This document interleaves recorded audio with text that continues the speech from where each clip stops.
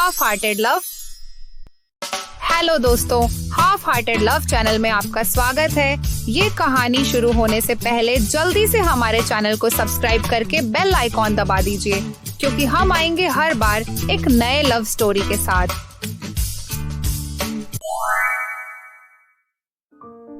अरे ये आकाश कॉल क्यों नहीं पिक कर रहा? उसका तो कॉलेज खत्म हो गया है, अभी जॉब सर्च करने में लगा हुआ होगा और जैसे ही जॉब मिल जाएगी मेरे माँ पापा के साथ बात करने हमारे घर पर जाएगा वो।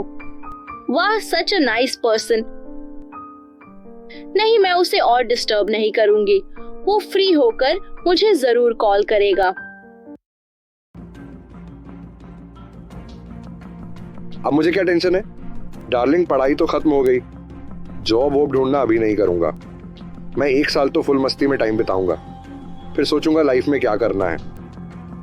डार्लिंग, तुम बिल्कुल टेंशन मत लो, मेरी तो जॉब चल रही है ना। तुम्हें पैसों की चिंता करने की कोई जरूरत नहीं, तुम बस मुझे ऐसे ही खुश करते रहो। तुम्हारा यही एक अंदाज मुझे बहुत पसंद है। टिपिकल लड़कियों की तरह तुम बिल्कुल भी नहीं हो, जो बस शादी और बच्चे के बारे में सोचती रहती है। उस दिन देविका गार्डन में काफी देर तक आकाश का इंतजार करती रही। इधर एग्जाम भी सर पे था, पर वो चाहती थी कि आकाश से मिलकर बात कर लेगी तो आराम से पढ़ाई पर फोकस कर पाएगी। आकाश 3 दिन पहले बोला था मुझसे मिलने आएगा, पर नहीं आया। फिर कल बोला कि आज गार्डन में मिलेगा और मैं कब से उसका इंतजार कर रही हूँ। पता नहीं एक कॉल करके भी तो मना कर सकता था। खैर, अब हॉस्टल वापस चली जाती हूँ, पढ़ाई भी करनी है। ऐसे ही 2 से 3 दिन बीत गए, पर आकाश का न तो कोई कॉल आया और न ही कोई मैसेज। देविका बहुत बार ट्राई कर ली, पर बस रिंग्स जा रहे थे। आकाश ने बिल्कुल भी कॉल पिक नहीं किया। सोनी, आकाश से बात हुई थी क्या तुम्हारी? आकाश भैया के साथ मैं क्या बात करूंगी, उनसे मेरा क्या लेना देना। उनके साथ एक्चुअली 1 हफ्ते से ज्यादा हो गया, उनसे कोई कांटेक्ट नहीं हो पा रहा। पता नहीं मेरे कॉल्स का जवाब क्यों नहीं दे रहे हैं। अरे यार, बिजी होंगे। तुम्हें याद है ना, कल हमारा पेपर है, तुम एग्जाम पर ध्यान दो। मैं चाहकर भी ध्यान नहीं दे पा रही। पता नहीं आज तक तो कभी आकाश ने ऐसा नहीं किया। फिर मैं इसमें कोई मदद नहीं कर सकती, मुझे पढ़ाई करनी है। Please don't disturb. तुम बालकनी में जाकर अपने पर्सनल केस के बारे में सोचो प्लीज। और देविका कब घर आ रही है? सेमेस्टर एग्जाम चल रहा है उसका, शायद खत्म होने के बाद कुछ दिनों के लिए आ जाएगी। पहले पहले तो बहुत बोलती थी कि घर जाना है, घर का खाना याद आ रहा है, बहनों की याद आ रही है। अब काफी महीनों से हमारे फोन कॉल्स भी अवॉइड करने लगी है। तुम्हें ये सब सही लग रहा है सावित्री?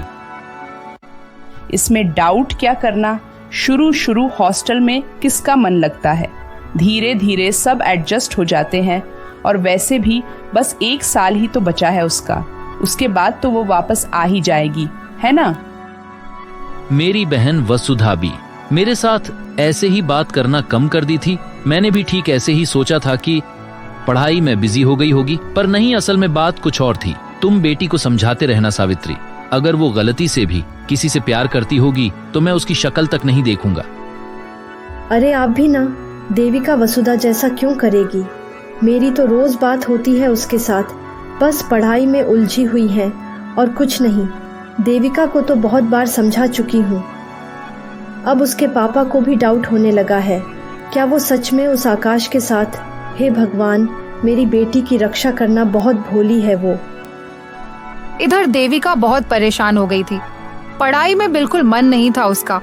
हर पल बस मोबाइल उठा के आकाश का मैसेज चेक कर रही थी, पर आकाश तो ऑलरेडी दूसरी जगह बिजी हो चुका था। देविका के लिए ये 1 हफ्ता बिताना बहुत ही मुश्किल हो गया, पर उसने ठान लिया था कि एग्जाम खत्म होते ही वो आकाश को जरूर ढूंढ निकालेगी।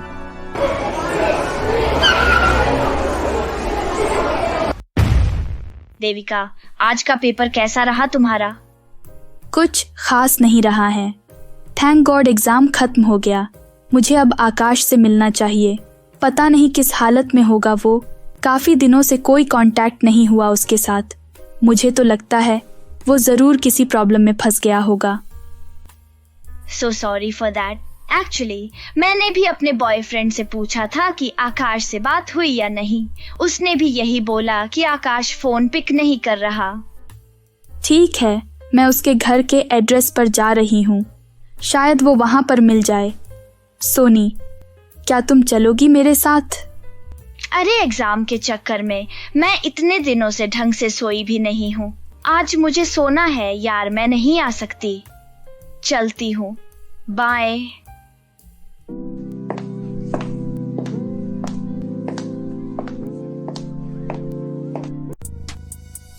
मैं इसके लिए पढ़ाई बंद करके कितनी बार पार्टी करने गई हूँ और ये मेरे साथ 1 घंटे के लिए भी नहीं जा सकती। कितनी सेल्फिश है। नहीं, ये क्यों सेल्फिश होगी? मैं ही गद्दी हूँ। देविका आकाश के बताए हुए एड्रेस पर अकेले जाने को तय कर ली और बिना देर किए एक कैब बुक करके डायरेक्ट कॉलेज से ही निकल गई।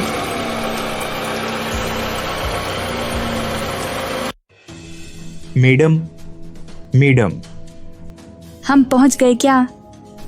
नहीं मैडम, आपने जो एड्रेस बोला था वैसा कोई घर मिल ही नहीं रहा है मुझे।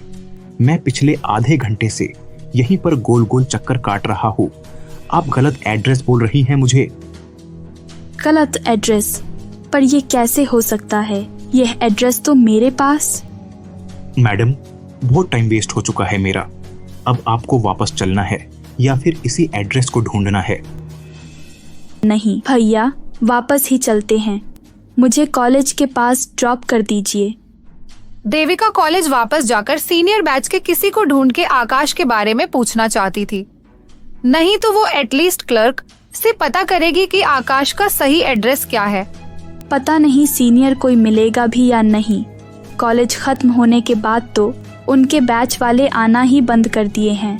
खैर, मैं पहले कुछ खा लेती हूँ। सुबह से कुछ भी नहीं खाई। फिर कॉलेज के अंदर जाऊंगी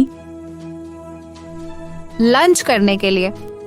जब देविका कॉलेज के पास वाली एक कैफे में जा रही थी, तभी उसकी नजर पड़ी पास के एक गार्डन में, जहाँ पर शायद कोई शूटिंग चल रहा था। अरे ये तो वही लड़की है। क्या नाम था? हाँ, स्नेहा। ये तो आकाश की बहन लगती है। इसी से ही आकाश के बारे में पूछ लेती हूँ। हेलो स्नेहा, मैं Devika. Okay, how can I help you Devika? आप आकाश की बहन लगती है। 10 दिनों से आकाश के साथ मेरी बात नहीं हो पा रही। आप अगर उनका एड्रेस दे दोगे मुझे तो मैं जाकर उनसे मिल लूंगी, प्लीज। हेलो, एक्सक्यूज मी, कौन आकाश? मैं किसी आकाश को नहीं जानती। नहीं जानती? ये क्या कह रही हैं आप? उस दिन जब आपका बॉयफ्रेंड आपसे शादी करने तैयार नहीं था, तब रो रही थी आप और बोल रही थी कि मैं मर जाऊंगी उसके बिना। और आकाश वहां पर पहुंचकर आपके बॉयफ्रेंड विकी को पुलिस की धमकी दी और फिर वो शादी के लिए मान गया।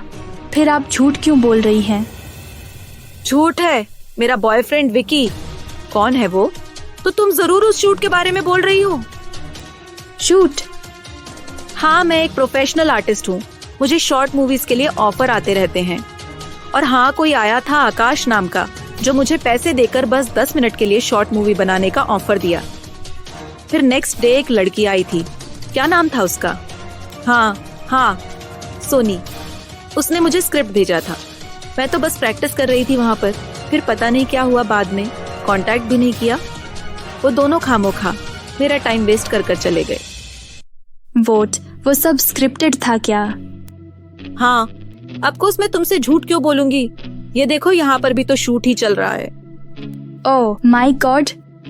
क्या बात है देविका, मैं तुम्हारी कोई हेल्प कर सकती हूँ? नहीं, थैंक यू। देविका गार्डन के कोने में जाकर बैठ गई। उसे थोड़ा बहुत समझ आ चुका था कि आकाश और सोनी दोनों मिलके उसे फंसाने के लिए ये प्लान किए थे। अब आकाश तो नहीं मिल रहा, पर वो सोनी को जरूर सुनाएगी। ये सोच के वो खुद को स्ट्रॉन्ग बनाई।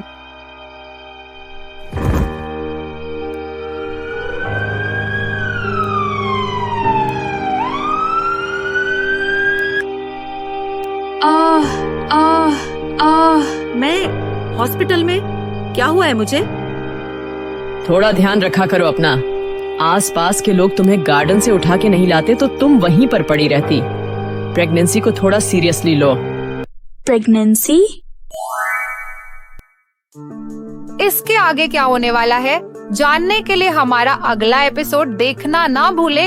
अगर आपने अभी तक हमारे चैनल को सब्सक्राइब नहीं किया है तो जल्दी से सब्सक्राइब कर दीजिए और बेल आइकन को दबा दीजिए।